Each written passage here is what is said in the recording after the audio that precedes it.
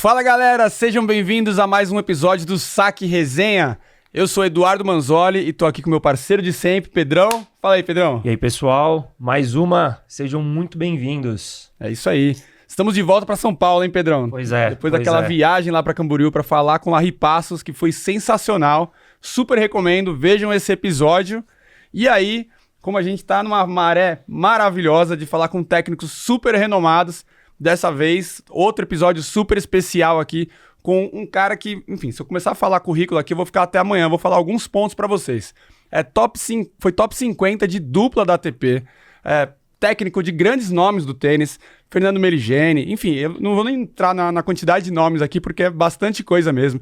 Diretor de Rio Open, já foi do board da ATP, enfim, hoje trabalha na academia da Chris Evert também, que ganhou vários grandes lances. Enfim, a gente vai falar sobre bastante coisa sobre essa história que é gigantesca e de muita vitória.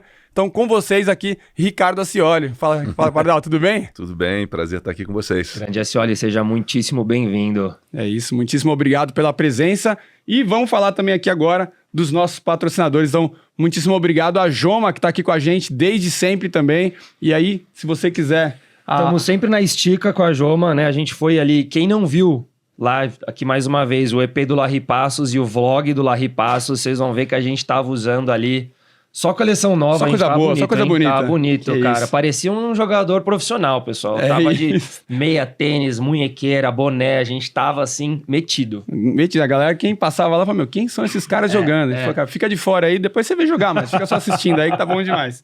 E o legal é que agora os amigos também, agora todo mundo tá usando o Joma, né, cara? Agora tá todo mundo ali agora super trajado. E vamos aproveitar que hoje é novembro, estamos em novembro. Novembro tem Black Friday, então vai lá no site da Joma, www.joma.com.br, vai lá que todos os produtos ali tem uma promoção fantástica e também tem aquele cupomzinho, né? Saque Resenha 10. É isso aí, só colocar esse cupom e você tem desconto de 10% em todo o portfólio da Joma. Du, só um último ponto aqui, cara. Nos últimos episódios a gente falou ali do novo tênis da Joma, etc. Já saiu, tá, pessoal? Então, o novo tênis da Joma agora com solado de placa de carbono. Absurdo. Tá, coisa nova, coisa fina. Entra no site da Joma agora e garanta o seu. É isso aí. Bom, vamos lá. Vamos falar aquele clichêzinho básico. Clichêzinho, né? Porque pra acho gente que entrar na bolinha amarela. É super legal o pessoal entender o histórico da onde começou. Então fala pra gente, por favor, da onde que veio o tênis na sua vida. Começou em casa, né? Meus pais jogavam, meu irmão mais velho. A grande influência no comecinho foi meu irmão mais velho, o Cláudio. Legal. Ele que me levava pro paredão pra jogar, pra ensinar um pouquinho. E depois minha mãe também jogava, meu pai jogava. Quer dizer, fins de semana no clube jogando tênis. Foi muito natural eu entrar nesse caminho. Nunca mais larguei. Não, eu até brinco que a minha mãe jogou comigo na barriga durante a gravidez até os 7 meses. Cara. Então eu falo, desde aquela época ali eu já tava escutando a bolinha. Influência, né? Pô, sensacional, né? Começou com quantos anos? Comecei com menos 5, né? Pois é, então fantástico. Foi muito legal. Minha mãe tem 92 anos e joga tênis até hoje. Então, fantástico, é isso. Tênis da saúde. Pois é.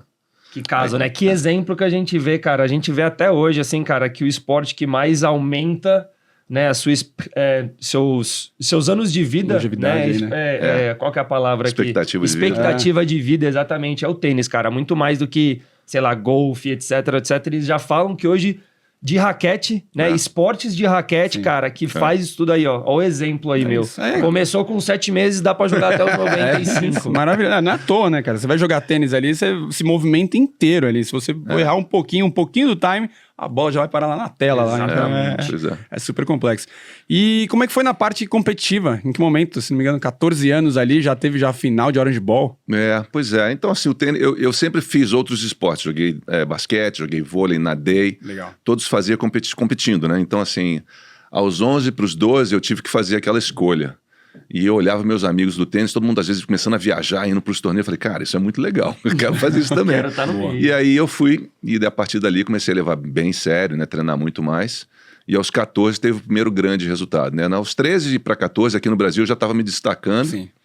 E aí aos 14, final do Orange Ball, contra um companheiro de treino, o Chabalgotti, que treinava junto comigo em Brasília. Imagina, nós tínhamos o mesmo treinador, saímos do Brasil e fomos para os Estados Unidos e jogamos a final dos 14. Na final. Foi um absurdo aqui. Foi muito legal isso. Imagina a volta, né?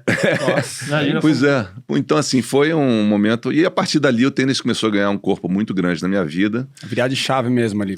Foi.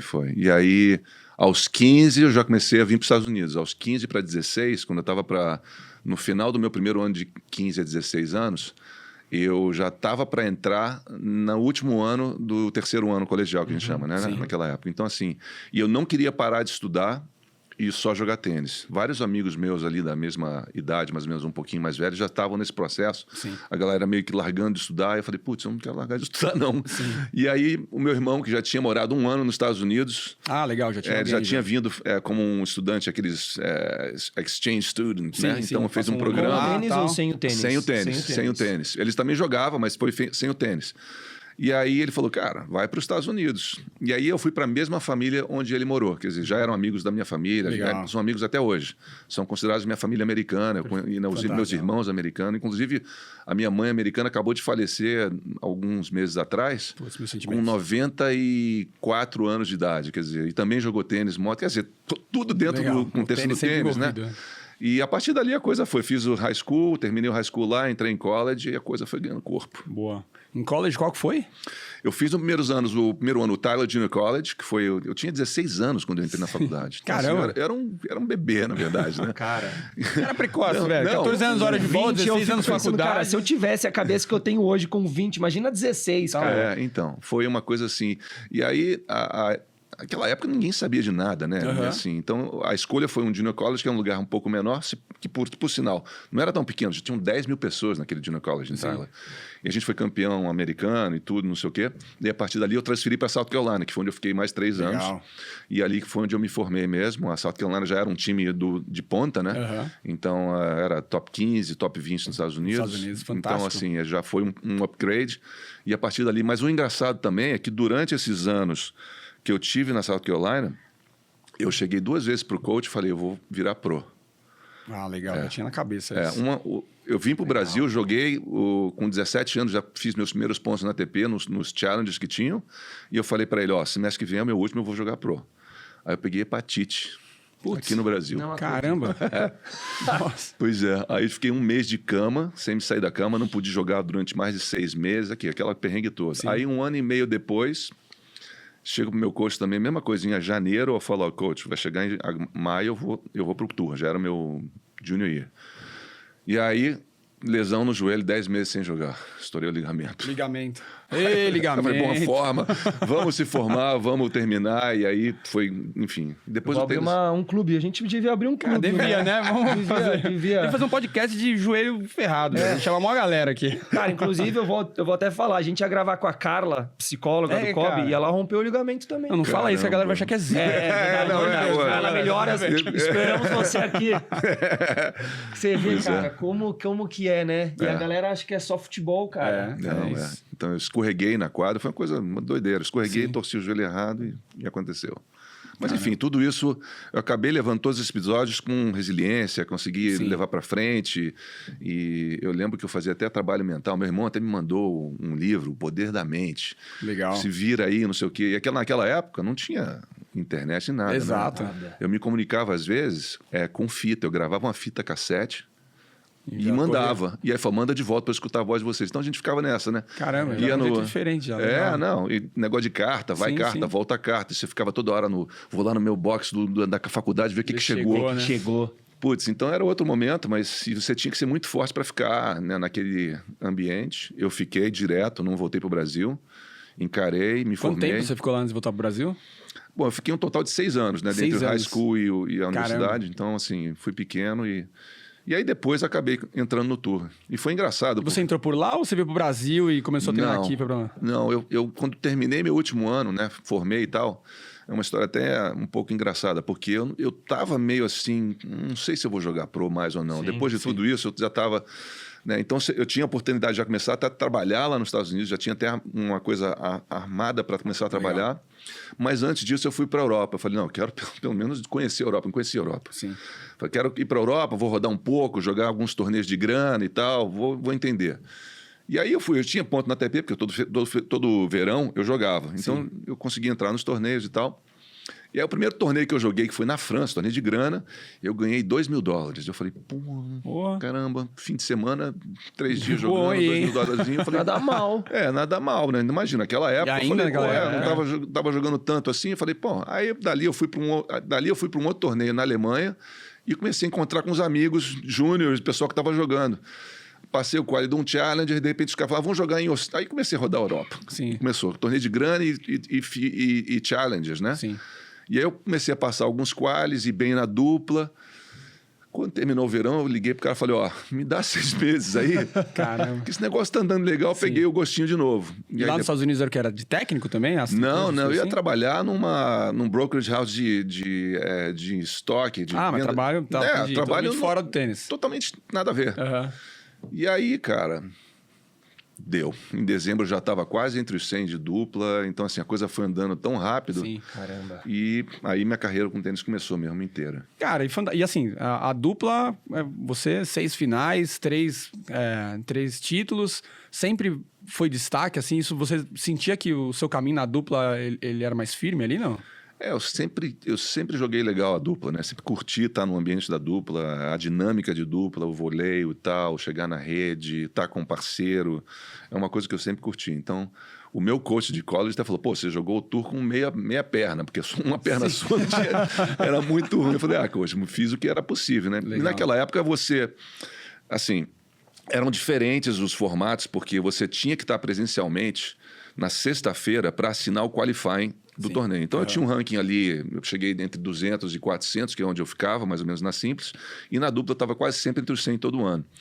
Então eu jogava os maiores torneios, mas tinha que jogar quali de simples, a não ser que eu baixasse para jogar challenge ou alguma coisa melhor. Eu não joguei muitos futures nem satélites, mas basicamente nos challenges. Então assim, nos challenges eu conseguia entrar, mas o ponto de dupla não era tão grande. Então eu tinha que ir bem para manter meu ranking alto, né?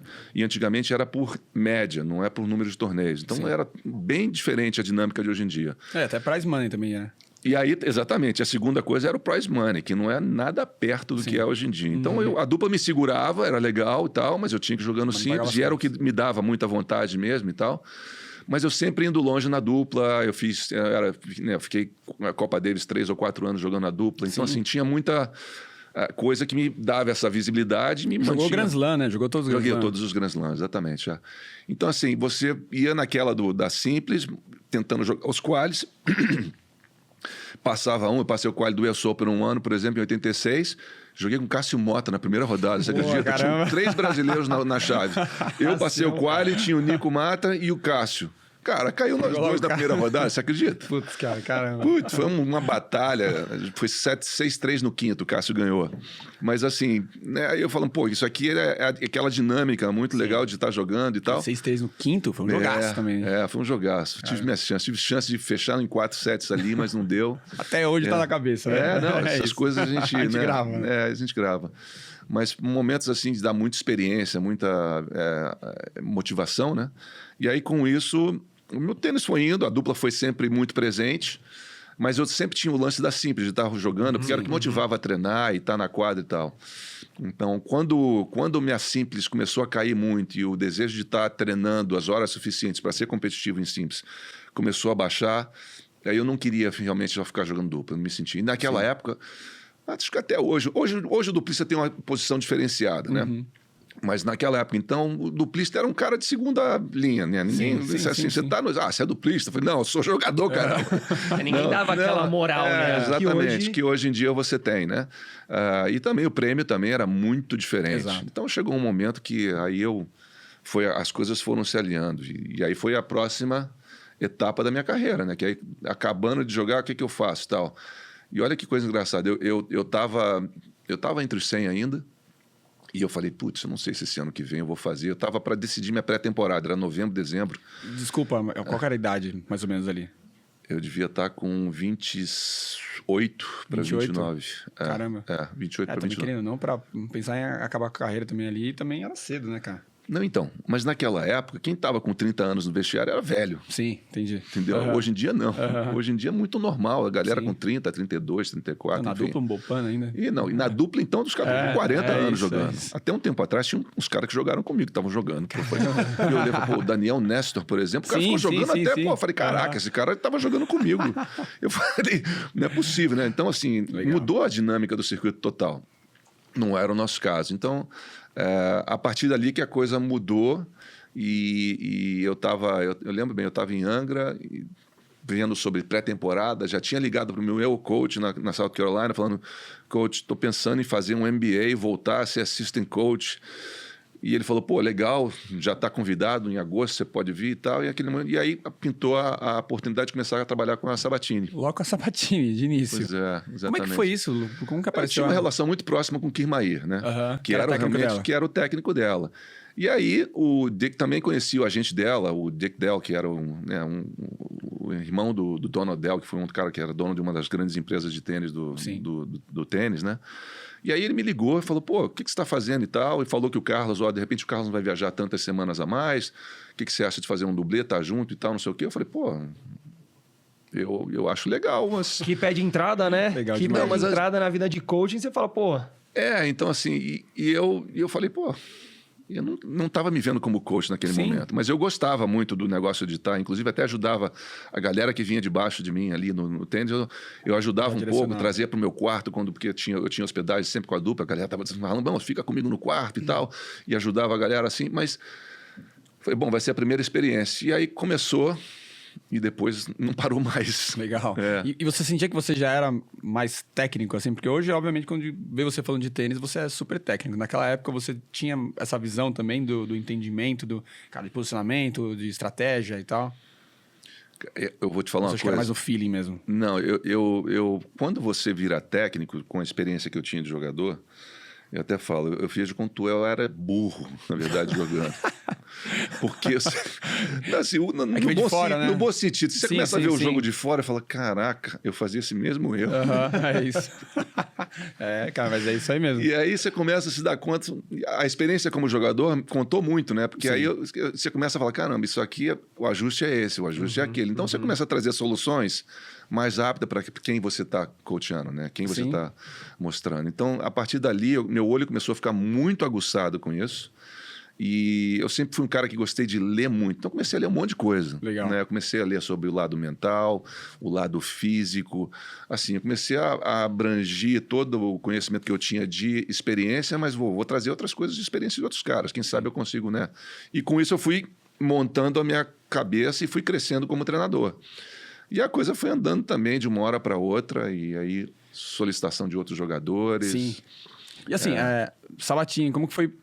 Como que você entra aí? Porque, querendo ou não, ela já estava lá como top e você chegando lá, acho que também tem que absorver e criar o respeito também por parte dela também, né? Sim. Você vai chegar um cara novo e, cara, vamos lá, quais são as dicas? Como é que foi pra você agora dar os primeiros passos ali com ela e também acho que, sei lá, com o Marcelo Rios também, que também é um cara outro top. Eu acho que são momentos muito diferentes. No Rio, com ela, é o começo de tudo. Então, assim, inclusive, eu fui com ela para a Austrália sozinho, nos primeiros torneios. Então, assim... Os primeiros torneios já foi mesmo? Fui com ela sozinho. E depois o Kiki veio no Australian Open. Então, ele estava no Australian Open junto e eu fui para Sydney e torneios antes. Né? Fui para Buenos Aires, depois a gente foi para lá. E sempre conversando com o Kirmair, para entender também. Ele era estava com ela há muito tempo. Então, assim... Mas eu tinha total liberdade de fazer qualquer coisa. Ela era muito profissional, não foi nada difícil treiná-la, porque, assim... Uma coisa é você treinar alguém que ainda não tem as rotinas claras. Sim. Outra coisa é você chegar num modo que ela era assim, não tinha que falar. Eu tinha que só ajustar, também, né? Entendeu? E eu podia. Eu estava muito em forma, então eu jogava muito com ela, treinava muito com ela. As mulheres não treinam muito entre elas, né? Então, assim, era muito entre a gente. De repente vinha uma ou outra que tinha uma afinidade e tal. Então. Eu já sabia os exercícios que eu tinha que fazer também, eu já conhecia, porque eu era amigo dela também. Inclusive, a gente podia até ter jogado dupla no Australian, porque eu tinha ranking pra entrar. Falei, não, caramba, vamos jogar, vou te dando uns toques aqui enquanto você joga. Não, mas então, assim, não deu nem pra... era muito dentro da quadra. Aí quando o Kiki também chegou, foi legal, porque ele já conhecia uma dinâmica também muito dela de anos, então eu fui também aprendendo com isso também, né? Então foi uma junção muito legal. Aí depois acabou o Australian Open, eu segui com ela para Tóquio, para outros eventos e tal, não sei o quê. E aí foi quando o Kiki acabou se separando. Sim. No final ele acabou se separando ali, eu segui um pouco mais com ela, depois ela ficou doente, e aí no processo que ela ficou doente, ela teve uma... Mononucleose, né? Pegou mono, exatamente. Então, aí eu tava em Miami, e aí em Miami, de repente, começou um monte de cara a me ligar, o que você tá fazendo? Onde você tá? Vem pra cá. E me chamaram pra Indian Wells. Aí eu falei, e eu curtia, na verdade, vou ser sincero, eu curtia mais o circuito masculino. Sim. Né? Que era onde eu tinha mais... E a partir dali começou a vir demanda de outros jogadores e eu já abracei. É porque hoje a gente vê muito o circuito quase conjunto ali, né? Tem vários torneios unidos. Antigamente não tinha nada, você só cruzava no Grand Slam. Basicamente era isso. Então, assim, não tinha muito contato o circuito feminino e o circuito masculino. Sim. Né? A partir dos Grand Slams. Então, assim...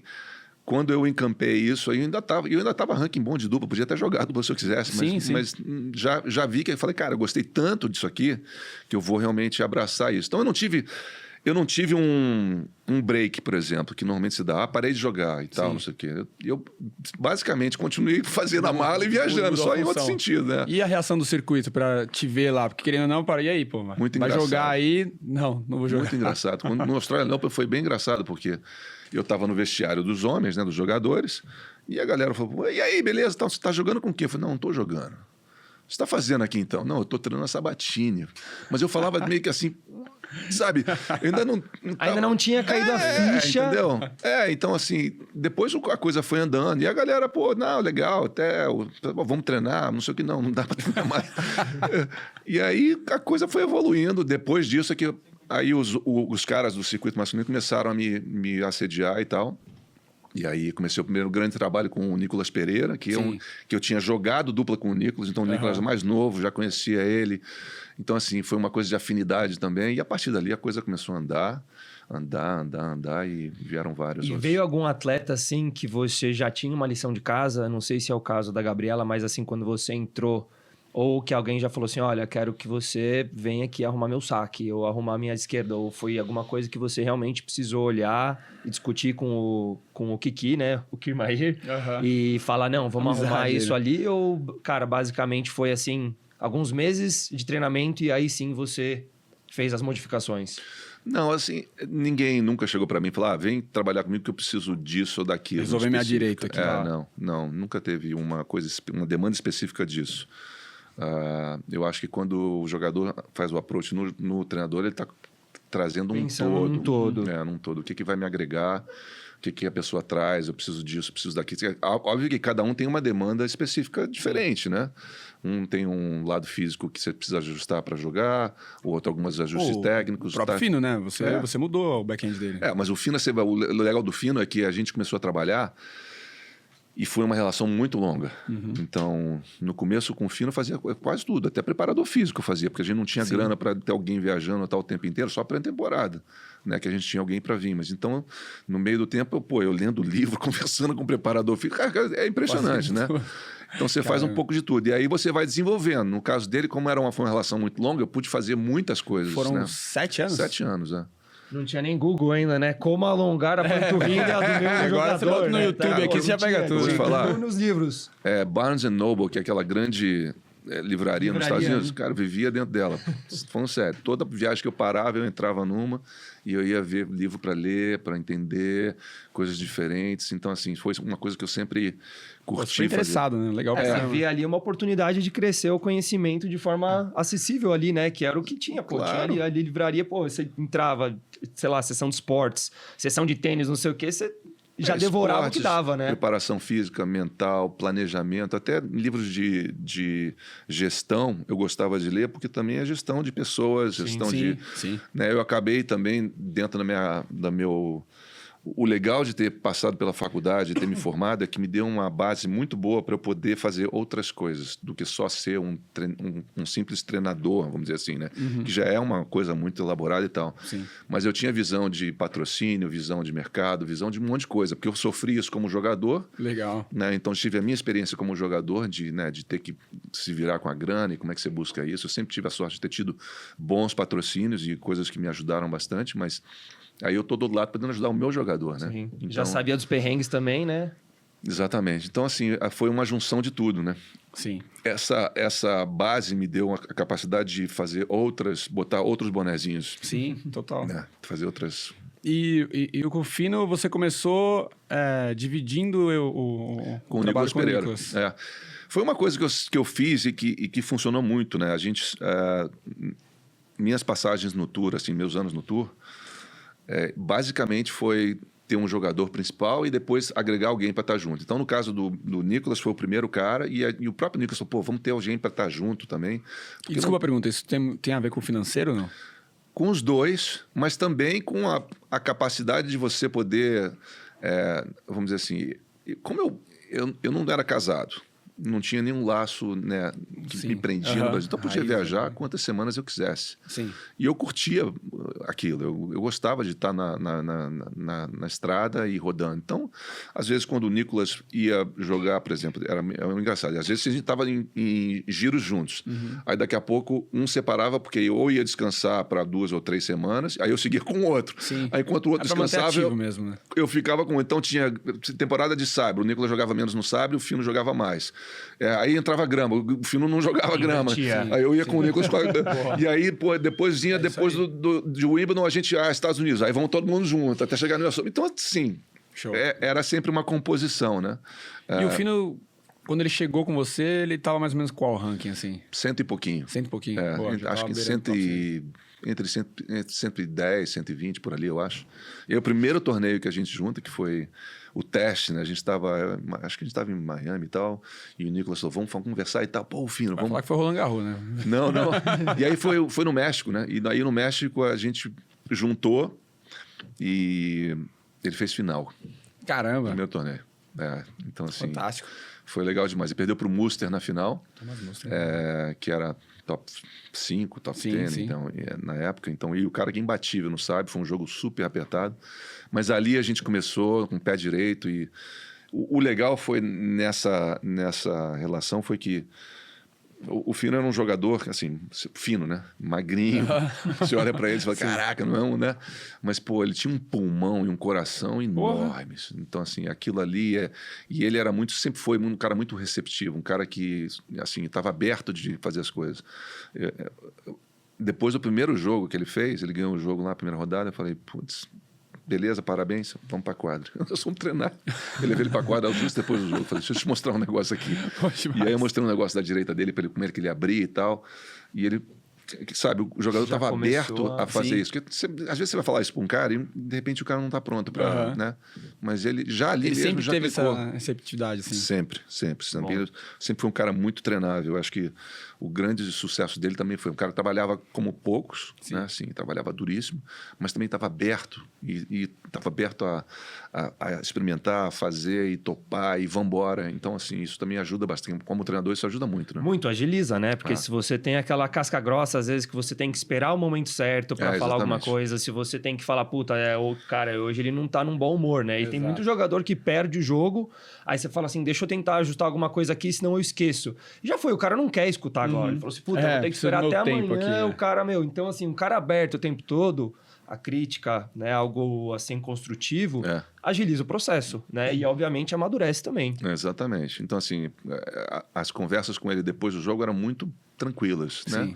Tinha dias que eu deixava, assim, não, vou falar amanhã e tal, mas tinha dia que dava para falar na hora ali e eu via que ia ser produtivo, então eu pegava a oportunidade, mas foi muito engraçado. Naquela primeira semana ali eu falei, caraca, esse cara vai ser assim o negócio? Eu falei, pô, que demais. Bom demais. Né? E aí a coisa rendeu muito, então a gente tem uma relação especial, é uma pessoa que eu gosto muito.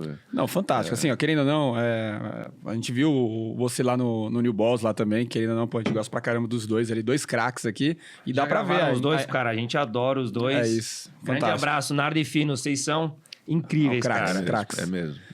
Mas aí dá pra ver a afinidade de vocês. E aí até eu vi de uma outra entrevista que vocês participaram há um tempão atrás, acho que tava prestes a jogar a Copa Davis, se não me engano, e aí tá você e ele do lado, e nesse momento ali ele já tava falando super, cara, como se eu estivesse falando hoje aqui sobre o tênis, assim, sabe? Já super bem lúcido, assim, vocês dois trocando, então dá pra ver bastante essa afinidade. E até antes, né, do nosso EP, cara, a gente gravou com ele e o Fino rasgou elogios de você. Sim, ele falou, cara, Pardal não tem igual, cara, é o melhor técnico de todos, tal, não sei o que. A gente falou, caramba, pra você ver como o relacionamento dos caras, altos e baixos, cara, vitórias e derrotas até hoje, vocês são irmãos praticamente, né? Exatamente, né? Que legal, cara. E lá, como é que foi? Beleza, começou aí, México e tal, mas tem 7 anos de história com grandes resultados, semifinal de Roland Garros, cara, Olimpíada ali, como que foi esses momentos, assim, pra você também? Quais foram os momentos, assim, mais marcantes de vocês? São construções, né? Então, assim, o primeiro título que foi Båstad, né, na Suécia. Então, aquele ali foi especial, e eu lembro que eu tinha acabado de terminar o giro de grama com o Nico. E aí eu falei, pô, ele veio pro Rio. E eu lembro bem, eu peguei umas bolas murchas. Eu falei, porque Suécia é pesado pra caramba. Eu falei, vamos treinar com bola murcha. Chegar lá, você vai estar voando, você vai sentir que a bola tá um pouquinho. Você não vai nem só empurrar. Animal. Então, assim, a gente treinando e tal, e a gente fazia um giro de esquadras de saibro ali no comecinho do giro depois de Wimbledon. Enquanto o Nicolas estava descansando, algumas semanas de treino, que ele ia ficar nos Estados Unidos ou na Venezuela. E aí, chegamos lá, e é muito legal, né? Porque o ambiente desse torneio é uma tradição enorme, assim, os suecos têm É legal demais. Agora mudou um pouquinho, ficou maior o evento, mas você basicamente ficava do lado da quadra. O hotel era dentro do clube mesmo, assim, e gente pra caramba, né? Então, assim, um ambiente muito legal. E o primeiro jogo foi, acho que contra o Schaller, que era um austríaco que estava ali de 20, 30, que era chato pra caramba de jogar. E um jogo longo, o Fino ganhou aquele jogo. Eu falei, putz, abriu um pouquinho aqui. E aí ele foi de pouquinho em pouquinho ganhando. Na semifinal ele ganhou do Carlos Costa, que passou a ser o manager do Nadal. O Carlos era um cara que era top 10, 12 ali, é um cara dificílimo de jogar no saibro. Nas quartas ele ganhou do Norman, agora que eu lembro. Caramba. O Norman, que foi, né, jogou a final do Roland Garros com o Guga também. O Norman tava novinho ali, também tava começando no turma, um jogo duro também. E aí na final ganhou do Ruud, pai do Casper. Fantástico. Quando o Ruud veio aqui, a gente ficou falando. Esse corte viralizou, esse foi bom. Pois é. Então aquela semana foi super devolvi até especial. Geladeira. Assim. Pois é, exatamente. O cara era uma parede do outro lado. Mas quando chegou naquele momento ali, o Fino estava com uma confiança tão alta que, assim, foi um jogo até mais tranquilo do que as rodadas anteriores. E aquele momento foi muito especial, né? Porque ganhar o seu primeiro título na ATP é duro, entendeu? É difícil. Tem cara que passa a carreira inteira e não ganha, né? Exatamente. Então, assim, ganhar foi a segunda final que ele fez. O Shapovalov ganhou o segundo agora. Cara. O Chapo tá, velho, quantos anos, né? Tentando. Ganhou 2 títulos. É difícil. Esse cara cacete, aí, cara. Eu lembro do Piolín, por exemplo, que passou muitos anos. Fez final do US Open, final de Wimbledon. E o final de cara, o cara não ganhava um título, perdia sempre na final. E era um top 5, né? Então, assim, é difícil. Então, ele ganhou. E aí, quando você ganha, acho que você ganha uma confiança. E ganhar naquele lugar, eu acho que assim, você vai olhando a lista dos ganhadores, você só vê nome de cara, você fala, caraca. E aí, de repente, você vai, Fernando Meligeni. E é um torneio que a galera gosta pra caramba, né? O torneio, pra ganhar aquele torneio no Saibro lá é duríssimo. É duríssimo. Então, aquilo ali também te dá uma autoconfiança. Cara, eu pertenço a esse grupo aqui do topo, entendeu? E a partir dali as coisas começaram a crescer. Tiveram vários momentos legais, né? Ganhando outros torneios, Ele ganhou também em Pinehurst, nos Estados Unidos, que hoje em dia é o torneio de Houston. Né?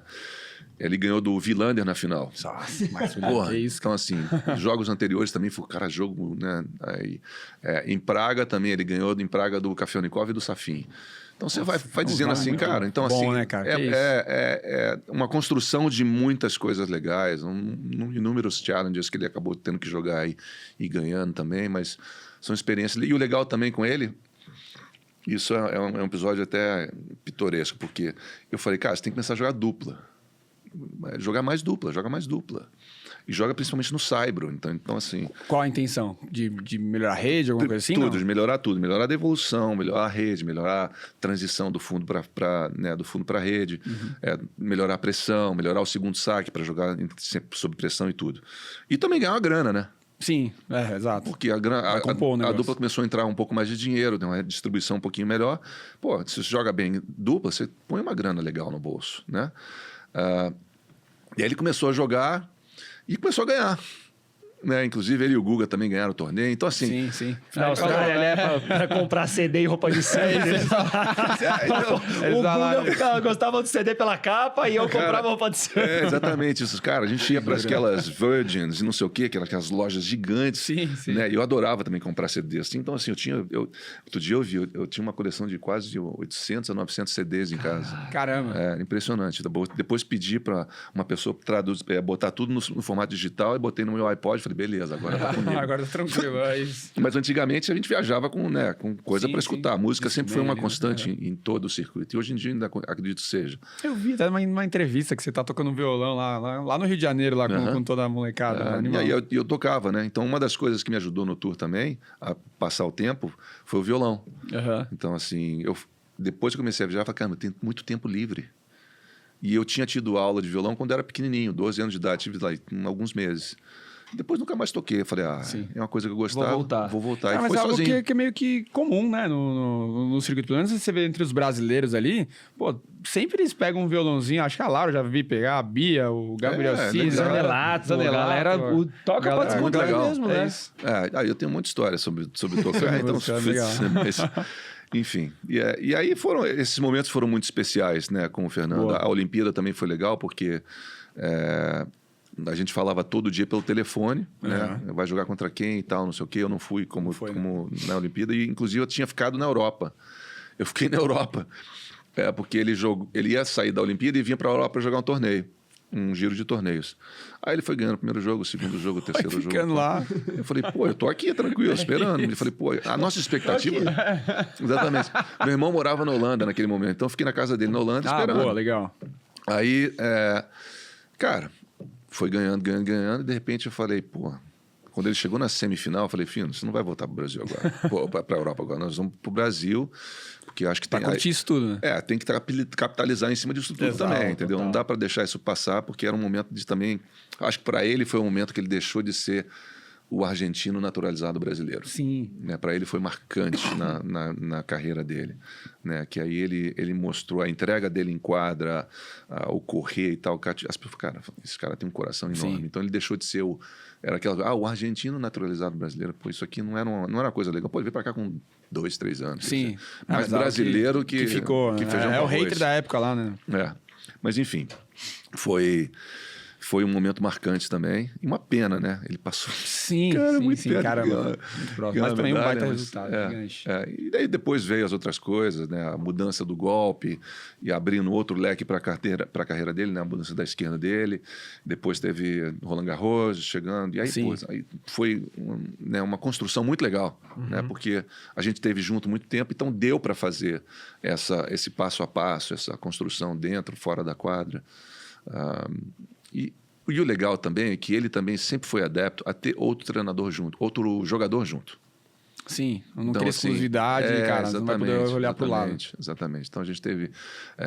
o André Sá treinou comigo durante um tempo, o Francisco Costa treinou comigo durante um tempo, o Márcio Carlson treinou comigo. Então assim, a gente compartilhava, tinha às vezes uns treinadores que eu chamava para estar junto, para viajar com outro jogador no momento. Legal. Então assim, ele era aberto a isso. Então isso complementava e trazia um ambiente legal para ele sentia... E uma das coisas que era legal dele é que ele nunca foi um cara de deixar os outros para fora. Então isso dava sempre para trazer. Uma coisa que assim, se o jogador não quer, não tem jeito, né? Mas como ele abria essa porta, a gente sempre teve boas... Então as pré-temporadas eram sempre com outros jogadores juntos. E depois também eu treinei vários argentinos ao mesmo tempo também, em giros, só que ele falava, não, traz o cara, vamos estar junto, a gente vai fazer os meus torneios. Então isso ajuda para treinar, isso ajuda para ter um cara junto, para fazer um monte de coisa. Então era uma coisa em conjunto, entendeu?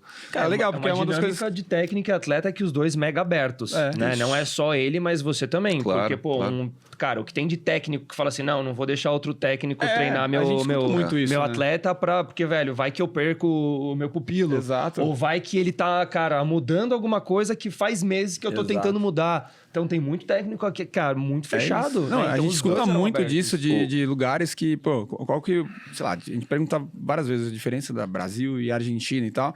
Fala, cara, no Brasil ainda tem muito os centros ali, eles não se falam menos ali. Lá na Argentina antes, todo mundo se une muito. Então vocês trouxeram essa realidade, obviamente não com a Argentina, mas teve com um ano vocês. Que a gente foi pro Australian Open, o Fino estava na chave principal já, né?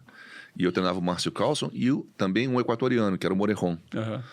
E os dois jogaram quali. Então eu tava com o Fino lá treinando e os dois jogando ao mesmo tempo. Eu ficava igual louco. Começava o dia às 6 horas da manhã e ia terminar a hora que fosse. Sim. Então, assim, papo. E os dois foram para a última do quali. Então, caramba, o Márcio passou o quali e o Morejon acabou ficando na última do quali. Então, assim, o tempo inteiro, né? E eles jogaram um contra o outro ou não? Não jogaram Imagina? Contra o outro. Aí você tem que ficar no meio da quadra. Exatamente. Os dois trocam, se dá um tapinha em um, dá um tapinha no outro. Alguém tá pagando mais. Se pagar 60% do salário, então vai pra cá. Não, mas, pô, era uma relação muito legal. Então, eu acho que isso fez todos crescerem. Eu cresci, eles cresceram, era bom para todo mundo. E capitão da Copa Davis, porque aí nisso aí também tem, cara, não sei nada, a gente vai entrar em tudo aqui, capitão da Copa Davis numa época com Guga, com Meligeni, com Jaime. Foi um processo natural, né, de chegar e entrar. O Larry teve comigo basicamente no começo dos primeiros anos. Sim. Então era uma junção de quem estava no tour mesmo. A gente estava semana após semana no tour, então a gente entendia muito bem a dinâmica dos nossos jogadores, a gente entendia muito bem a dinâmica dos outros. Sim. Né? E a gente criou uma identidade muito forte no nosso time. Né? Então, tanto que 2004 lá foi reflexo dessa dinâmica forte de vocês. Tava você e o Larry, e de jogador, quem que tava inteiro na... Era o Guga, o Fino, né, o Jaime. E aí sempre tem o quarto homem, variou um pouquinho. Um confronto, o Chico Costa chegou a entrar, você teve, deixa eu ver quem mais, o Márcio Carlson também. Aí você teve o Ricardo Melo, o Sareta, enfim, teve toda o Simoni. Sim. Então, assim, teve todo a base era sair, né, até acho que um ano que o Jaime saiu, e aí ficou a dupla, começou a casar mais o André e o Guga. Foi daí que saiu o termo, a base vem forte, né? Cara. Que olha... Teve um ano que a gente jogou, eu não lembro qual foi o confronto, se foi contra o Canadá, aqui no Brasil, os 4 estavam entre os 100. Sim. Animal. Essa galera aí ganhou da Espanha. Nós ganhamos da Espanha, na Espanha. Todo mundo top 20 lá, né, na Espanha. Top 20? Todo 10? mundo top 10. 10? Que é isso? O 10 era Moyá, Corretia. Era o Corretia, Moyá, Albert Costa e Mantilha. Albert Costa e Mantilha, caramba. Os 4 estavam entre os 10. Caramba. Então a gente ganhou deles lá. Então, e assim... que isso, moral, cara. Que moral. Não, ganhar da Espanha não, Saibro na Espanha. Tá louco. Não sei quantos países conseguiram fazer isso, né? Mas, fantástico mesmo. Então, assim... a gente criou uma identidade de jogar contra o Brasil era difícil, principalmente se jogasse aqui, porque a gente escolhia sempre um lugar que era quente pra cacete. Sim, já é isso, né? Onde a gente vai jogar? Bom, nós vamos jogar um lugar quente, pode deixar claro. Lugar seco com pouca água, não vai dar água nenhuma. Vai fritar. Em Pipa, Rio Grande do Norte. Vai fritar todo mundo. Meio dos coqueiros. E a gente, então, a gente tinha uma resiliência muito grande. Então, os caras falavam, vamos pro Brasil jogar. Se prepara, malandro, porque vai ser duro. Então, assim, era... E uma dinâmica legal, é uma dinâmica completamente diferente, né, cara? Você tá acostumado a circuito, cara, vocês ali, de repente vocês vão para um time, cara, E o time era muito legal porque você tinha o Guga, que era o fora da curva, vamos dizer assim, né? Em algum momento era o número 1 do mundo. Mas assim, e aí você tinha o Fino, que não era era o número 2, mas também um cara de muito resultado, principalmente no Saibro, né? No Saibro. E duas personalidades um pouco diferentes, mas que atuavam sempre em prol do grupo, né? Cada um da sua maneira. Então, não tinha estrelismo mesmo, assim. Então, foi uma coisa que até eu lembro de outros times falando, pô, como é que você consegue fazer isso? Manter a galera, né? Não, muito a ver com os jogadores também, mas a gente criar um clima onde eles se sintam, né? Então, era muito legal. Não tinha coisa especial para um, especial para o outro. Ao contrário, eles estavam sempre dando exemplo. O Guga, putz, quantas vezes eu tinha que falar, pô, cara, já fez 40 mil. Não, mais um pouquinho. Sossega, Guga. Mede um pouquinho, não, vamos sacar um pouquinho mais e tal. Então, assim, e aí era mais você, mais na parte do Guga, tipo, o Larry, ele tava... O Larry tava junto nos primeiros 2 anos, nos primeiros 2 anos estava junto, tempo depois o Larry pediu um break, saiu, vinha, às vezes ele vinha só pros jogos, mas às vezes não, mas enfim, dependendo onde a gente estava até jogando, né? Mas estava sempre junto, assim, a gente era muito amigo, muito junto, né? Então, a gente compartilhava o tour basicamente com os mesmos torneios. Depois que o Guga... eu e o Fernando estávamos um pouco mais no tour antes, né? Aí, de repente, o Guga chegou e começou a jogar os maiores torneios. Depois ele estabeleceu e nunca mais saiu. Né? Então, eram sempre os mesmos torneios, está sempre compartilhando, jantando. É muita afinidade. Sim. Né? Então, criou uma amizade também fora da quadra de todo mundo. Não tinha uma rivalidade, que eu acho que o que pode acontecer muito aí é a rivalidade entre os jogadores e até entre os treinadores, né, de que, cara, eu quero mais que ele, mas não tinha isso, né? Não tinha isso. Obviamente, cada um tem o seu espaço, quer ganhar e tal, mas não era uma coisa que você fala, putz, o clima ficou ruim. Não tinha isso. Sim. Era ao contrário, era tudo pra cima.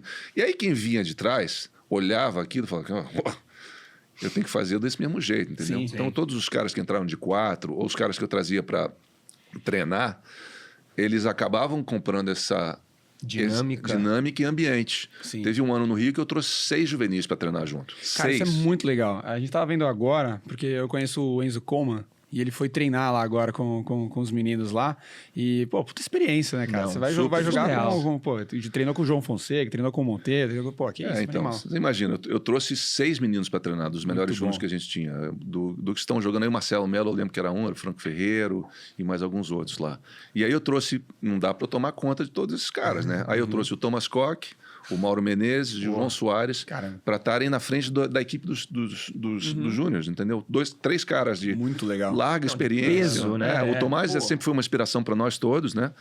Mas assim, pô, imagina, então eu trouxe eles para dentro jantavam todo mundo junto, então criou-se uma identidade muito grande de equipe Davis, o que a gente faz. Então, eu acho que esse legado é bem legal.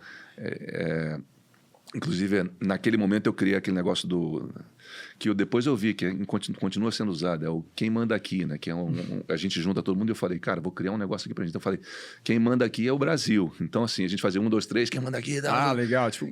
E foi o mote que eu falei, pô, vindo do college, né? Que a gente tem aquele negócio tem um grito, né?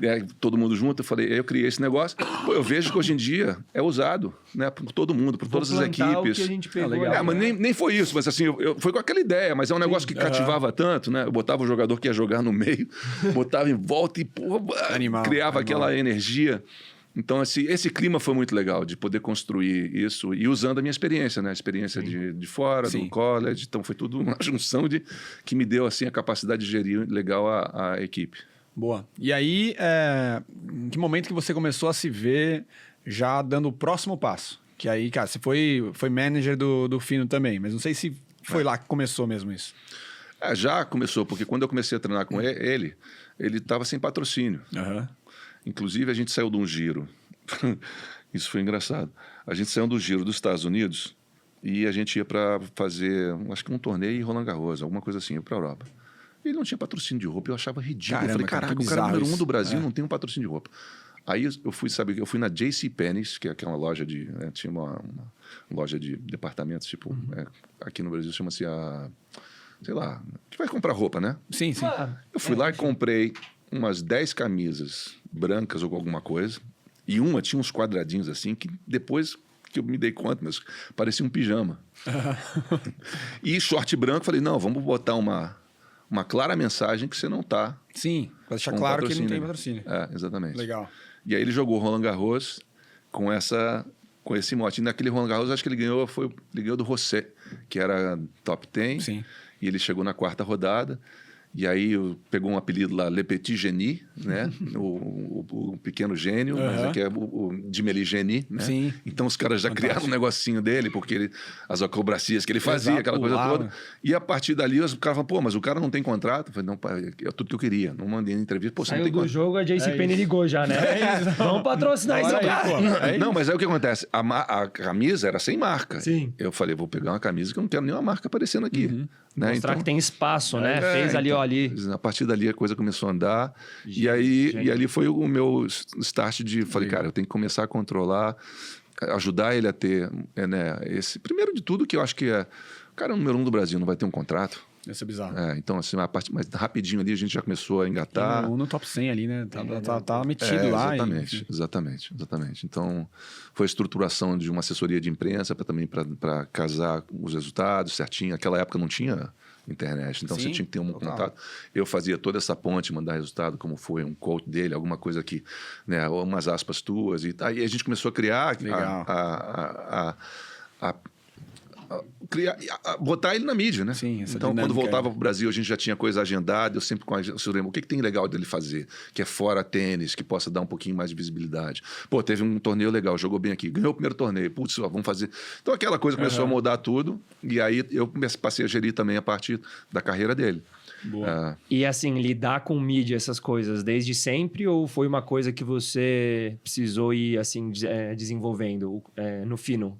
Tipo, era tranquilo, dando entrevista e tal, ou no comecinho era mais acanhado e você que precisou moldar um pouco? Eu acho que não foi uma moldagem, mas uma conversa. Eu acho que, né, assim, como eu falei, sempre foi muito aberto a fazer as coisas. Mas tinha sempre uma espontaneidade natural dele, né, que era uma coisa que tinha que ser capitalizada. Sim, total. Entendeu? Então, assim, não era muito complicado deixar ele solto para falar alguma coisa que ele... Com o tempo ele acabou ficando craque nisso, né? Começou a fazer as coisas bem. Boa, sim. Então isso aí mostra hoje em dia, né? Exatamente. Então, uma coisa que ele foi desenvolvendo desde lá de trás. Mas era estruturado. Então, vai falar com quem, aonde e tal, não sei o quê. Não era aquela coisa, passou a ser direcionado. E aí, como ele começou a ter mais resultados, a coisa alavancou mais rápido, né? Então, ele se tornou um cara mais conhecido em razão dessa estrutura por trás. Mas todo o mérito dele, né? Sim. De chegar lá e saber o que falar. E do jeito que você fala, eu acho que assim, mesmo como técnico, você já era um manager dele, né? Isso. Você já tinha, cara, porque não tinha mais ninguém para fazer. Então, você ia meio que fazendo até um momento que você percebeu, cara... Mesmo se eu sair da quadra aqui, ele ainda vai precisar de alguém que ajude aqui. Porque não eu, né? Você já tem esse bonde incrível, manda bala. Vai ser bom pra todo mundo, né? Totalmente. Então, assim, uma vez a gente estava no torneio em San José, que era o ATP que tinha no começo do ano, e tava o Guga, acho que era o cabeça 1, e eles chamaram o Guga e ele para fazer parte do sorteio. Aí tava o Agassi, tava o Sampras, e naquele momento acho que o Agassi estava com um ranking um pouquinho pior. Então é uma história engraçada. Aí eles perguntam para ele assim, perguntam pro Guga um monte de coisa, aí fala, Fernando, e você? Não, o Fernando naquele momento não falava inglês tão bem, né? Então o cara falou, o que você acha? Vai ter muito brasileiro aqui, porque tinha muito brasileiro naquela região ali de San José, né? Na Califórnia. Aí ele falou uma coisa assim, não, vai ser legal, ele falando em inglês, né? Eu acho que não sei o quê, e vai ser legal ver as pessoas vindo quando eles tocarem o tambor. E ele falou tambor em português. They're gonna be playing the tambors. Eu falei, todo mundo ficou, que cacete que What the heck? O que ele vai tocar aí? Tambors. Eu olhei para o tambor, você vai falar isso em inglês?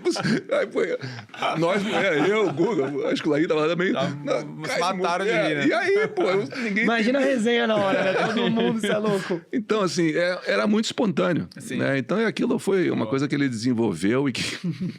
Mas tem umas pegadas, assim, muito legais. E o lado de organizar a vida dele fora a quadra foi uma coisa que eu curtia também. Eu curtia. Eu fui um dos primeiros caras no tour que viajou com um computador. Então, assim, desde lá de trás, quando a ATP teve o primeiro contrato com a IBM, eu cheguei pro presidente da ATP e falei, cara, me arruma um computador desse, eu quero ter um computador para viajar, eu adoro, minha formação tem a ver com computação, né? E aí o cara me deu um IBM 386, que era um laptop. Legal. Exatamente. Você vê, o 386, a capacidade da memória dele, não dá nem pra botar uma foto hoje em dia. Caramba. Você vê que surreal, né, cara? Surreal que é. E a grossura? Não, era IBM, então era assim, porra, era legal pra caramba, né? Você fala, pô, porque a gente tava, né, tá acostumado com os computadores, aí os portáteis, né? Mas aí eu falei, pô, internet, era discada, no telefone. Então, assim, eu era o primeiro cara que comecei a viajar e tinha o AT&T Global, que você podia conectar no mundo inteiro, mas tinha um número específico que tinha que ligar. Então, assim, e aí, de repente, quando os jogadores começaram a também comprar os seus computadores, tinha cada caso, teve um jogador que eu não vou citar o nome, que é um cara de perfil muito alto, mas enfim, a gente estava em Scottsdale e aí ele chega para mim e fala, porra, comprei o computador, tô a 1000 por hora, mas não consigo conectar. Eu falei, mas você já fez isso? Ah, já fiz aquilo, já fiz, então peraí, eu vou no teu quarto. Aí fui pro quarto do cara. Eu olhei lá o setup, pô, beleza, ok, não, isso aqui tá certo, o discador é esse, tal, não sei o quê. Você conectou o fio ao telefone? Tinha que conectar. Não, como é que o computador vai falar, o imbecil? O cara tinha inventado o Wi-Fi desde o começo, inventou o Wi-Fi. Antes do Wi-Fi acontecer, o cara... O Wi-Fi já tava lá. O cara, eu falei, porra, ô Anta, é isso aqui, ó, pling e pling. Tem que ouvir o... Exatamente. E aí foi, entendeu? Boa. Então tinha umas histórias assim, muito legal. Já um braço de TI ali já também. Já. Não, então, eu viajava direto, né? Aí tinha o ICQ, que foi o primeiro que você usou para fazer aquelas mensagens. Sim. Então, conectava com o ICQ com o pessoal da imprensa aqui. E a gente começou... Aí já a dinâmica mais rápida. Já começou uma dinâmica mais rápida. Então, todo esse começo aí foi bem descobridor, né? E aí você viu uma brecha para a parte de torneios também, porque querendo ou não, aí a gente parte para um outro momento aqui, que é você, cara, gerindo challenges, enfim. Então sempre teve... Quantos torneios eu não fui na minha vida? Desde garoto, né? Então, assim, quantas vezes eu não tive que passar perrengue ou facilidades com os torneios bem organizados ou não organizados? Então, tinha aquele senso de organização, de querer fazer a mais, de... Vai enxergando os gaps, né? Exatamente. Então...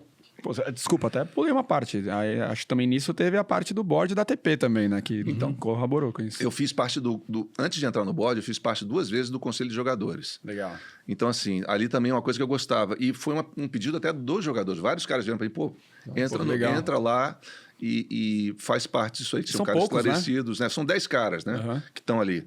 E são aqueles 10 caras que passam a mensagem e tal, né? Do que está acontecendo. E aí, quando chegou um momento, a gente quer que você vá para o board também.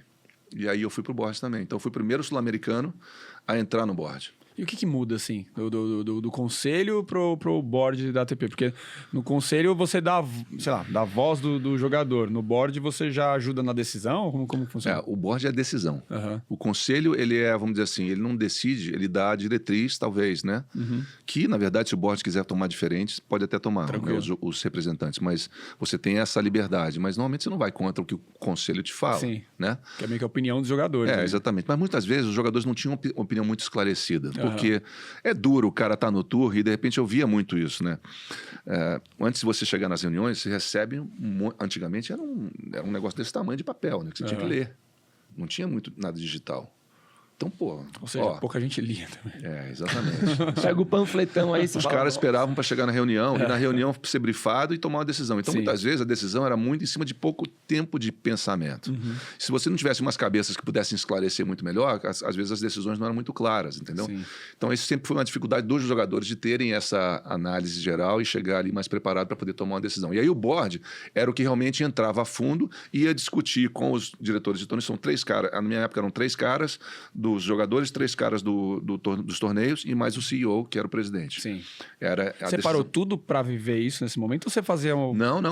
Não, você consegue fazer tudo ao mesmo tempo. Tudo ao mesmo tempo. É reunião assim, uma vez por mês, uma vez por semana? Tem... Naquela época era muito call, né? A gente fazia calls, então assim, cada um num canto do mundo às vezes.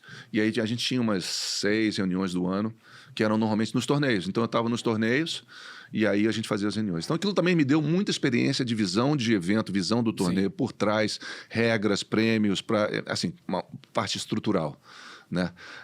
E aí deu mais um complemento para quê? Para isso, para poder... Esse próximo passo. Esse próximo passo de fazer outras coisas. Então aí veio os eventos. Aí eu falei, tá na hora de começar a fazer uns eventos também.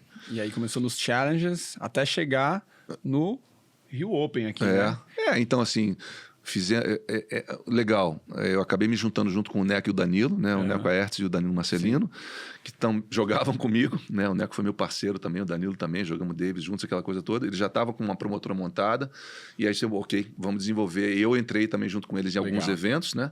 A gente fez os Masters no Rio, que a gente trouxe no primeiro ano o pessoal do Courier todo, o Courier, McEnroe, 8 caras. Então, caras que eu já conhecia, que tinham uma relação muito próxima. Então, essa relação de trazer os jogadores também foi muito a cargo de mim e de estruturação lá. Então, assim, aquilo começou a se desenvolver em outras coisas. Aí fizemos challenges, fizemos o Rio Open, na verdade, nasceu de 2 challenges que a gente fez no próprio Jockey, né, que eu lembro muito bem quando eu fui conversar com um dos vice-presidentes do Jockey, e ele foi o cara que abriu o caminho para a gente fazer um evento de tênis lá, porque o clube estava super fechado para essas coisas. Não, vou bancar e vamos trazer. Aí fizemos o challenge, depois veio a IMM com a Márcia e com o Alan Adler. Sim. Né? E aí incorporando para trazer o Rio Open, e aí depois o Rio Open foi, e aí ficou essa... Né, cresceu dentro desse evento gigantesco. Então essa experiência toda me trouxe dentro desse lado do business também. Fantástico. E foi onde a gente, cara, viu ele lá no Rio Open, né, Pedrão? Que a gente tem prazer a gente conhecer lá no Rio Open no último. A gente tá lá no próximo, com certeza, Cioli. Jogamos aqui, ó. Vou contar, a gente tava contando aqui antes de começar a história da nossa saga. Os dois arrebentaram. Pedrão arrebentou no... O Edu arrebentou. Eu arrebentei o joelho. É tipo isso. Pô, e querendo ou não, é bem isso. Na hora que a gente foi jogar lá, a gente tava mega ansioso pra jogar, e na hora que a gente chegou lá, você tava lá. Eu nem imaginei que você estivesse lá, sendo bem sincero. Pra mim era um negócio que ia ser um torneio de imprensa e ia estar mais a galera lá. Eu participo de tudo. E, pô, você tava lá, na hora que eu olhei, eu falei, Pedrão, pô, o cara tá aí e tal. Vamos fazer bonito, né, meu? Então vamos aquecer. Aí chegou o Fernandinho, o Luiz Felipe Freitas, perdão, lá da Casé, chegou o Alenzão, falou, vamos bater uma bola aí e tal. Aí vamos bater uma bolinha. Chegamos lá, velho, me arrebentei inteiro. Eu joguei dupla com o Cleiton, né? O Cleiton Cervantes. Só que, cara, tipo assim, eu lembro que... Craque também. Pra gente, puta parceiro. Abração, Cleiton. A gente, cara, a gente foi tão preparado aquele dia. Tipo assim, a gente tava... a gente foi no torneio todo dia, só que o dia que era torneio de imprensa, e tipo, eu e o Du, a gente, falou, vai ser isso, vai ser nosso foco. A gente levantou, sabe? Tomamos um cafezinho gostoso, assim, a gente tava com preparação foco do grande jogador, assim, sabe? Aí, pô, o pessoal pode até ver nos nossos highlights do Insta, a gente tava, tipo, chegando, a gente, vamos tentar ganhar isso, hein? A gente tava levando a sério mesmo, a gente sabe? Nem sabia o que esperar, porque a gente não tinha visto. Nunca viemos no Rio Open, nunca fomos jogar o torneio de imprensa. Falei, então, velho, a gente tem que entrar como se fosse, então a gente não sabia se era muito objetivo alto, era isso aqui, muito tá aqui, baixo. Exato, aí, pô... Meu parceiro, infelizmente, galera, no aquecimento, o cara se esfola, velho. É isso. E aí agora o objetivo, enfim, Pedrão agora, o objetivo dele é sair lá campeão, o meu é jogar. Eu quero jogar. Sem se machucar. Sem se machucar, tranquilo. Jogar, finalizar ali, tá tudo bem. Então esse é o grande objetivo. O cara, diretor, a gente usando verba de ambulância, não sei o que. É isso, foi isso. Não é pra gente, cara, não é pra gente. Foi fantástico. E é verdade, eu vi a imagem, saiu de ambulância mesmo. É isso. Aí chegando lá de ambulância, o pessoal até falou, pô, você é o cara que machucou lá no Rio Open? Eu falei, pô, tava no Rio Open, eu machuquei, fui eu sim, cara. Cara, pô, eu achei que era espanhol o cara lá. Eu falei, calma aí, pô, isso aí é o Alcaraz. Não ia ficar esperando aqui, não. Eu jogo uma categoria abaixo que deu ele. Sou o D2 aqui, né? Foi ótimo, o pessoal atendeu a gente super bem, cara, os médicos, todo mundo sensacional. Tomei até choquinho. O pessoal ficou amigo da gente, a gente chegou no hospital, a gente, segue a gente, tal, o pessoal seguindo a gente no Insta, tal, pô. Angariando foi ótimo. Seguidor ali, cara. Não, foi fantástico. E agora, enfim, mais para a parte da sequência aqui, na academia, que você é hoje diretor lá. Isso. Da Chris Evans. Como que é como que chegou nesse momento, querendo ou não, uma gigantesca, em vários Grand Slams que ela ganhou também. Enorme, né? Então, a academia é muito grande. Em um momento, meus filhos, a Júlia e o Luca, começaram a jogar, né? A viajar aqui no Brasil. Eu falei, poxa, vou tentar prover para eles a mesma experiência que eu tive, que foi ir para os Estados Unidos e ter a vivência de estudar, jogar e tal, não sei o quê.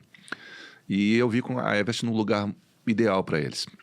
Em matéria de localização, do programa, a junção com a escola, o ambiente, a academia muito acolhedora. Você conhecia ela? Conhecia, mas não tinha uma relação muito próxima. Conhecia também o John também, mas não eram assim, não são amigos, né? Sim. Mas assim, de se conhecer do tour. E aí eu fiz uma visita, na verdade, a gente passou um mês lá, eles ficaram treinando durante um inverno aqui e verão lá. E Eu conversei com a Dani, minha esposa, falei, e aí, o que você achou? Você acha legal a gente fazer essa experiência de ir e tal? Ela falou, topei, né? Então, eu falei, ok. Aí eu submeti, acabei conversando com o John, que o John Everett é o que mais está na gestão mesmo. O Chris está lá presente também o tempo inteiro, mas ele é que está... as decisões de gestão são mais com ele. E aí, eles começaram a treinar lá. Então, durante o primeiro ano, eu ainda tinha todas as minhas coisas aqui no Brasil. E, aquele ano vim 10 vezes para o Brasil e de volta. Ficava indo e voltando. Minha academia no Rio, né? Compromissos com Sport TV, enfim, Rio Open, etc, etc. Isso também, né? Fazia conciliar tudo, né? Exatamente. Então, aí já no segundo ano, eles me convidaram para fazer parte da gestão da academia. E aí começou de pouquinho em pouquinho eu fui transitando para ficar lá e estou lá estabelecido, faço parte da gestão mesmo, né? Então, todos os processos... A sua base é lá. Minha base é lá. Nos Estados Unidos. Minha base é lá, exatamente. Onde que fica a academia? Em Boca Raton, na Flórida. Boca Raton, na Flórida. Pô, fantástico. Então, a academia é super completa, tem tudo. Tem o dormitório, tem, assim, tá numa localização especial da Flórida, onde tem o maior número de torneios que já vi na minha vida. É incrível, né? Eu tenho tanto torneio, todo fim de semana tem torneio para jogar. Então, eu vi esse um melhor lugar para os meus filhos crescerem, terem essa experiência, né? E tem uma galera boa que vai treinar lá, né? Sim. Tem o Facility da USJ, que é ali pertinho, né? A UCA era na Everest, até mudar para Orlando. Então, esse centro que eles fizeram em Orlando, na verdade, antes... Todos iam treinar lá na Everest. A Everest tinha uma parte dela que era dedicada para o USTA. Então, o Tommy Paul, o Opelka, todos esses caras dessa geração treinaram lá. Todos treinaram lá. Então, assim, é muito legal ver... foi justamente no momento que eu cheguei que acabou essa transição e eles foram para Orlando, né? Não, mas todos os melhores meninos americanos estavam na época treinando lá. Então compartilhavam isso com os alunos da própria Everest, né? E como eu disse, a academia tem o seu próprio dormitório, tem, assim, é muito compacto, escola de alto grau acadêmico. Então, assim, é uma junção muito legal de você poder jogar tênis e estudar com qualidade. E depois, o teu caminho, se quer jogar pro, você pode tentar jogar pro, mas a grande maioria, na verdade, a grande maioria dos meninos e das meninas vão para um caminho do college, né? E aí, assim, o college tem sido uma entrada muito boa para todos. Né? Você fala, então você claramente é um incentivador do college, você é desse lado, então. Sim, eu acho que... Olha, eu tenho uma visão assim, quando você está falando de performance e jogo, se eu acho que o jogador, na idade que ele chega ali dos 18 anos, tem capacidade de, em pouco tempo, já estar sendo competitivo, vamos dizer assim, João chegar... Fonseca ali. Exatamente. No caso do João, é muito claro para mim que ele ia direto, assim. Eu até conversando com os pais dele e tudo, a gente sempre falava da oportunidade de manter isso aberto. Sim. Mas a realidade do João é outra. A realidade do tênis do João... Exato. Né, fala por si só, né? Então, assim... Next Gen agora. Eu sabia que, assim, a não ser que eles quisessem fazer realmente uma coisa até forçada, talvez, mas o João já tinha nível para estar entrando no circuito e estava bem estruturado. Essa é outra coisa também. Não adianta se fazer isso aí e você não tem estrutura. Eu jogo bem tênis, mas eu não tenho estrutura, eu não tenho dinheiro suficiente para poder viajar, ter um técnico. Cara, vai patinar. É difícil. Não, e ainda querendo ou não, quem estava abordando ele, acho que era a Virginia até. Ele tinha boas opções. Bizarro. Ele podia escolher onde ele quisesse. Num nível desse você escolhe, né? Então, isso que eu ia falar. Se você quiser jogar aí, cara, UCLA, onde você quiser, eu quero aqui, ó. É isso. Eu acho que qualquer coach fala, o quê? Você quer vir pra cá? Agradeço. Eu acho difícil um coach falar, não tenho espaço. O cara encontra um jeito. Entendeu? Então, eu sou muito adepto, se o cara tem essa qualidade, eu acho que tem que ir direto. Sim. Eu acho que tem que ir porque... Mas, como eu disse, tem que estar com todas essas coisas arrumadas, né? Eu já tive vários que fizeram esse processo e de vários que eu aconselhei fazer o processo que não foram e patinaram. Sim. Né? Então, assim... E o pé no chão, né? Pra você ter a decisão de falar assim, cara, vamos ser realista e ver o que é melhor pra esse cara, né? Porque não dá pra você iludir uma pessoa, o cara vai ficar ali no top 800, 2, 3 anos... Às vezes ele queima, né? Exatamente. Você manda um cara para um college onde ele não vai ter que pensar em dinheiro durante 4 anos. Pode se organizar. E vai ter, exatamente. Tem o caso da Ingrid, né? Ingrid Martins. A Ingrid treinou comigo desde garotinha, né, lá no Rio. Teve uma passagem no Sul por alguns meses, mas depois voltou. E o pai dela até chegou para mim, como é que é esse negócio do college? No começo ela não queria ir. Sim. Mas a família depois, o pai dela veio conversar comigo, o Alexandre, e falou, me explica isso melhor. E eu expliquei claramente isso para ele, né? E foi legal, porque A Ingrid tinha um nível muito alto, né? De tênis, né? Então, é um exemplo até a citar. E eu liguei, o que eu fiz? Eu liguei para 2 universidades que eram as 2 melhores do ranking naquele momento, e a minha, que era a South Carolina, né? Caramba. Mas eu que falei, pô, a Ingrid joga tão bem que eu vou tentar ver se ela encaixa nos melhores times. Então, eu liguei pro cara da North Carolina. O cara da North Carolina, o treinador masculino era parceiro meu na South Carolina. Então, eu conhecia eles. Então, cara, era, né, assim... Dividiram quadra junto vários anos. Moramos juntos. Então, assim, ele era o head coach dos homens. Falei, pô, me dá o telefone do cara que eu quero falar com ele. Aí eu liguei, falei um pouco da Ingrid, e o cara falou, eu acho que ela não joga aqui. Não tem como ela entrar e jogar. Falei, caramba, deve ter melhorado muito o nível, porque a Ingrid joga muito bem. Bom, inclusive nós estamos trazendo a melhor recruta do ano aqui, então, americana e tal. Falei, legal, tá bom. Eu liguei pro cara da Flórida, foi uma conversa um pouquinho mais aberta e tal, mas o cara falou, eu tô meio difícil, não sei o quê. Enfim, não funcionou. E eu falei, olha, legal, ela vai pra South Carolina, porque eu sei que o cara da South Carolina vai lá. Então foi pra South Carolina, teve uma carreira brilhante. Mais uma das... Eu conto até... Sempre falo pra Ingrid, a gente ri muito. Quando eles foram... A Ingrid chegou na South Carolina, foi jogar com a North Carolina, né? E o primeiro jogo... Com a recruta lá. E ela amassou a recruta. 3-2. Que da hora. Aqui é Brasil! Aqui é Brasil! Então, pô, foi muito legal essa história. Mas, enfim, é um momento... E aí ela se formou, terminou, graduou, com louvores acadêmicos, chegou a ser número 4 no ranking número 1 de dupla, enfim. E tá aí. E vai jogar a Billie Jean King agora, amanhã. Exatamente. Então assim... E a recruta lá, quem que era? Era Coco Gauff? Era alguém assim? Não era. Mas enfim, então assim, é um caminho muito legal. Então tem as duas, né? Se você... Agora, eu diria também, não é qualquer programa de college que vai te dar a condição de fazer isso. Tem muito a ver com o coach, tem muito a ver com a estrutura, tem muito a ver também com o jogador. Sim. Né? Se o jogador, se ele vai chegar lá, ele vai fazer parte, ou vai fazer a mais, enfim, tem as suas restrições. Ou vai só pela bolsa, pelo então, tem muita festa. Sim, college tem muita festa. Então, assim, tem um ambiente social muito forte. Então, o cara tem que estar muito centrado no que ele quer fazer. Total, distração, né? Às vezes, cara, que barreira de inglês, se a pessoa também, não vai atrás, ela perde interesse em nota e tal, não sei o que, pô, não tem nota, não joga. Sabe? É uma coisa que leva a outra. Tem requisitos, né? Total. Então, você tá quase como que trabalhando, né? Você tá lá numa bolsa e tal. E agora, mas o universo do college está mudando muito, vai mudar muito agora em agosto, né? Com o tema da imagem, né? Não sei, o que vai mudar lá? O NL é Name, Image, Likeness, né? Que é o que se... A imagem do jogador hoje em dia passou a ser um ponto onde você pode receber dinheiro. Certo. Então você já tem aí jogadores de futebol americano no college ganhando mais de $1 milhão. Milionários. Caramba. Eu agora, não sabia disso. Isso já pode. Então, a partir de agosto, no ano que vem, agora em agosto de 2025, o tênis, as divisões 1, elas vão poder oferecer, vão ser limitadas a 10 jogadores por time. Tem time que pode ter mais, a maioria está ali perto dos 10, 11, 9, está sempre ali, mas eles vão ter que enxugar até 10, mas por outro lado vão poder oferecer 10 bolsas integrais. Sim. Então todo mundo vai poder ter uma bolsa completa, em razão disso, que tem mais dinheiro entrando. Legal. Então vai mudar um pouco o cenário de recrutas, de quem vai, quem não vai. Então, assim, é um novo... nem os coaches estão sabendo como vão lidar com isso. Vai ser um novo universo totalmente diferente, midiático, desde o começo, né? A galera vai ficar no holofote bem mais cedo. Já tem jogadores de tênis hoje em dia ganhando grana para jogar college tênis. Sim. Caramba. Eu vi, cara, vi uma galera indo ali, a porcentagem de bolsa tava tipo 110. Falei, como assim 110? Porque já vem com alguma coisinha a mais ali já. Tem jogador ganhando dinheiro mesmo, dinheiro efetivo mesmo. Caramba. Além da bolsa, né? Fantástico. E de próximos passos, Ascioli, o que você tem aí, Carol? Assim, próximos passos não, né? O cara, velho, não tem nem mais tempo pra nada. Né? Mas tem alguma coisa ainda que você, tipo, ainda não fez, que você fala, putz, nos próximos anos eu ainda quero fazer isso? Eu não tô com nada assim engavetado para poder fazer ou não, entendeu? Eu acho que... Vai ter Rio Open ano que vem, né? Tem, obviamente, exatamente. Tem bastante coisa no prato já. Isso, exatamente.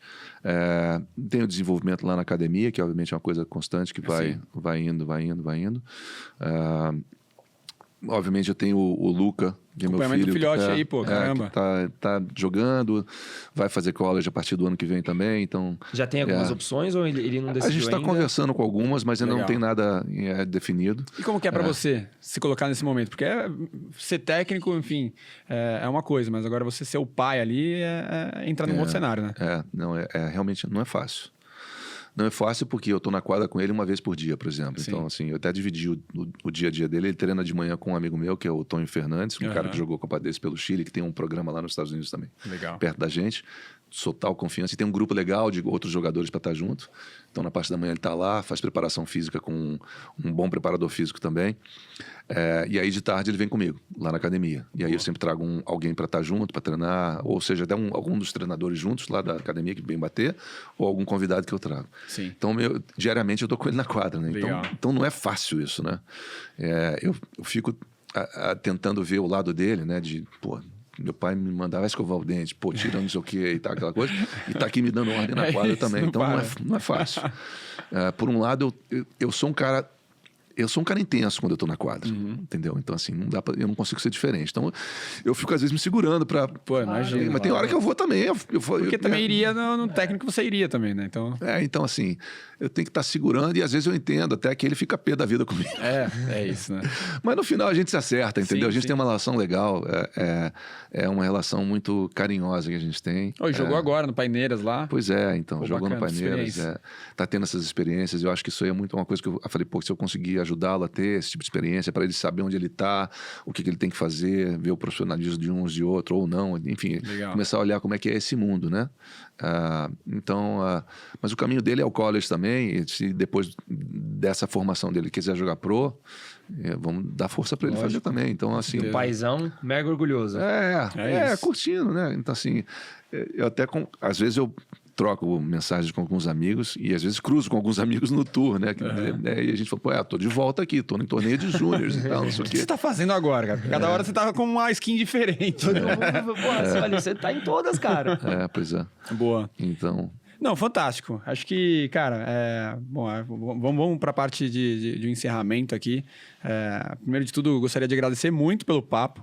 Fantástico. Acho que sempre... A gente já sabia que seria um papo gostoso aqui. A gente tinha um monte de coisa, um monte de perguntas aqui, mas a conversa ela vai fluindo, vai uma atrás da outra. E muito obrigado pela disponibilidade e tá aqui com a gente. A gente se encontra inteiro no Rio Open aí, se Deus quiser. É isso. Pois é. Todo íntegro dessa vez. Assim, olha, obrigado, cara. Acho que a gente já tinha ideia que você era um cara que tinha navegado tudo, né? E acho que ontem a gente fez uma última aqui análise do seu histórico que a gente achava mais coisa, né? E o Du, eu lembro que, cara, hoje cedo a gente tava olhando as pautas do falou, cara, anotei mais umas coisas aqui que a gente achou, porque o cara tava em todos os lugares. Isso, a gente, se a gente tivesse aqui mais, cara, 1 hora, a gente ficava aqui mais 1 hora, mais 1h30.